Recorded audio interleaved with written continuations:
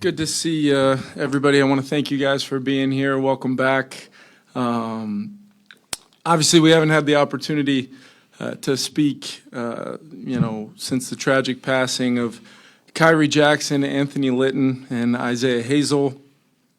Out of respect for the families impacted, we really wanted to let them go through their process and make the arrangements accordingly and before we address you guys. So felt like this was the appropriate time to do that. And beyond the initial statements that we released, just thinking about getting that call that morning. I was actually on the West Coast at the time.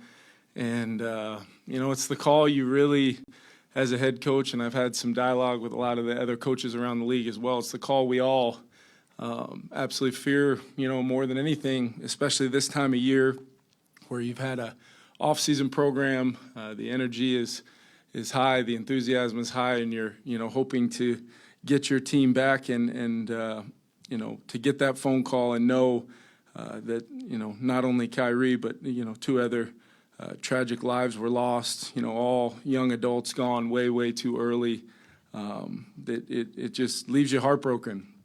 And your thoughts and your prayers and your support for the family, and I'm so proud of this organization for how we have handled it and will continue to handle it, and it stays with you. I want to really highlight, and I know Kwesi's going to get into it a little bit more, but I want to highlight not only the Wilfs and our organization, how we've handled it, but the NFLPA as well, playing a role in kind of what will be to come for Kyrie's family, and how we support and honor that family will be, critical. From the moment Kyrie was drafted and showed up here, he's had a unique journey, up until that moment. And I was always, throughout the draft process and then his early time being a Minnesota Viking, you felt a guy that had such a laser focus on what his mission, his plan was, and it really showed up in the spring. He had a very, very good spring and was really looking forward to, coming back to training camp and being well on his way on that path to having a big impact on our team for this year. So just some of my personal dialogue with him and the work he was putting in throughout the summer, you just knew he was going to come back and do that. So ultimately a tragedy.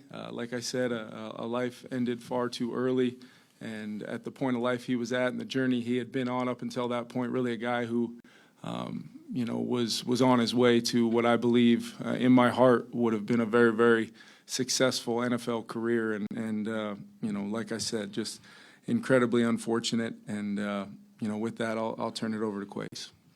Yeah, just a few words about Kyrie. I remember the first time I saw him up close. It was at the Senior Bowl doing one-on-one reps in the red zone.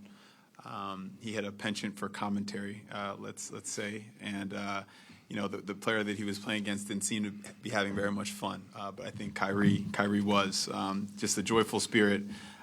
You fast forward to top 30 visits when he's sitting in my office, and I ask a lot of the guys the same question to kind of, break down some of the barriers that can happen in those environments and really get to see what's inside their soul, what kind of things they value, how they were raised. And he's talking me through his favorite song by Major 9. And he said something to me that, ultimately helped lead to why we wanted to bring him in this building, but just speaks a lot to how he was brought up. But he said, Quace, there's no wishes in this life. You get out of life what you put into it. Between his joy, the way he attacked life, and then also just that hardworking spirit was partly why we were so excited to add him to this building, to this culture. And it's a tragedy that he's not here. And again, I just want to pass my condolences to his family, the Hazel family, and the Litton family as well. Kevin and myself, we will travel out to the funeral on Friday. We will bring some other people from the Minnesota Vikings as well. We plan to have a celebration of life for Kyrie and his family here, an intimate gathering with his teammates and staff and family here in Minnesota. We will get those details out when they happen, but the planning is already in place. Kev said it, and I'll continue to say it. We have great ownership here.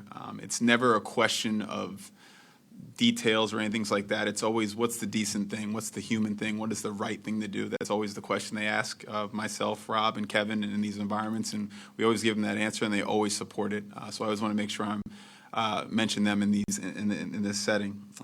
But in the meantime, while we continue on, we'll continue to honor Kyrie.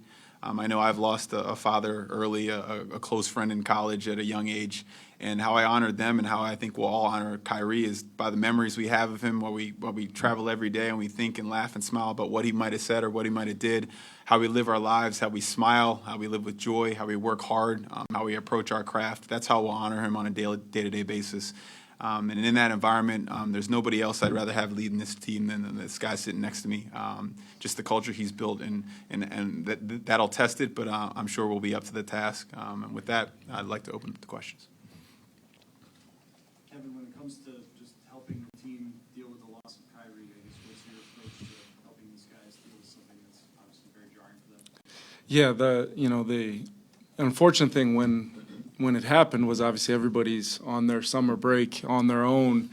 So we tried to make sure through some of the great resources we have in this building that we, either virtually or different ways, made sure we tried to connect some of those guys initially in a group setting, connect them with some of the young players, the rookies who had built immediate relationships, some from either going to school at Oregon or Alabama with Kyrie. So we wanted to make sure first and foremost that in the initial aftermath, guys didn't feel like they were on their own. But as we work through training camp and we'll talk, we'll have those team meeting settings where, we'll make sure the communication and we'll make sure that we're giving guys, opportunities to seek those resources if they feel that they need them.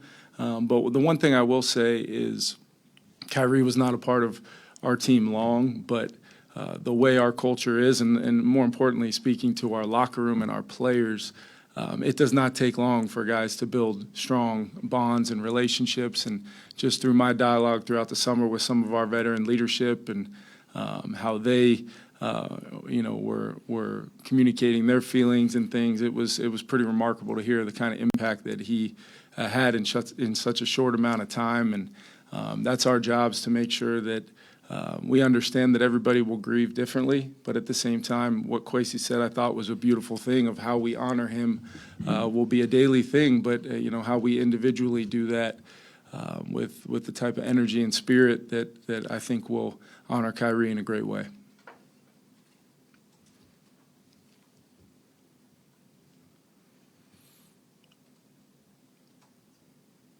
What's the just as far as addressing the team on something as tragic and sad as this?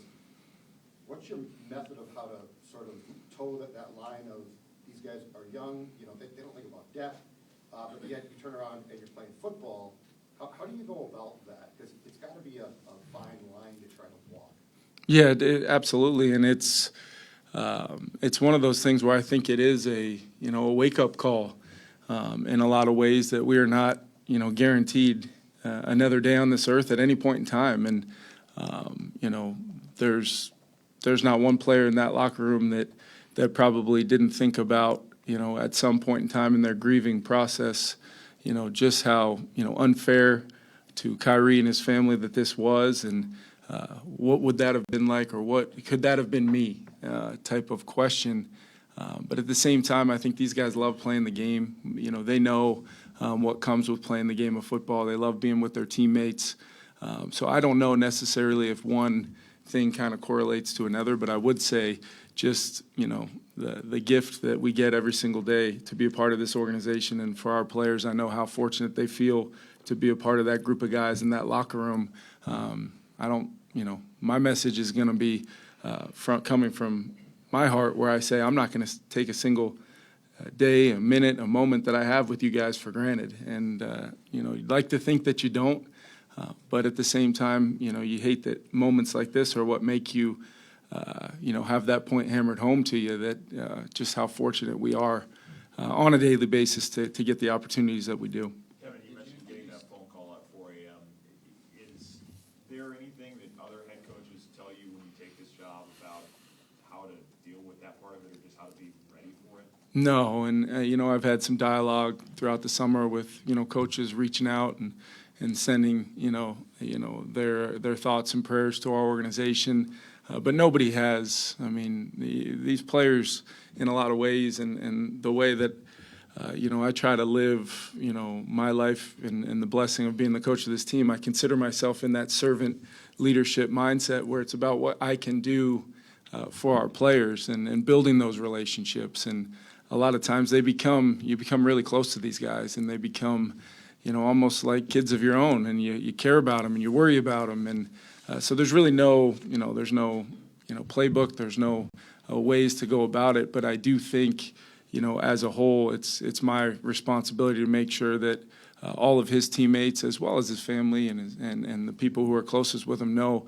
how much I cared for him and how much we all cared for him and each other, and how much we will continue to do that moving forward. Kevin, did you change anything about the start of camp to sort of give more space for players to sort of breathe and kind of go through that? Yeah, I did have a little bit more of some time with the group that reported early that I had not done in years past. Normally, I like to have one kind of collective big team meeting when everybody arrives tomorrow. But I did feel like it was important to, at least get those guys together after, the early report conditioning test, and just make sure that I touched on it with that group and made sure, once again, they're aware of the resources and the great folks we do have to help through traumatic times like this, and as well as just let them know how I was feeling and where I'm at, and the vulnerable side of their head coach, to know that it's okay to feel however they're feeling, and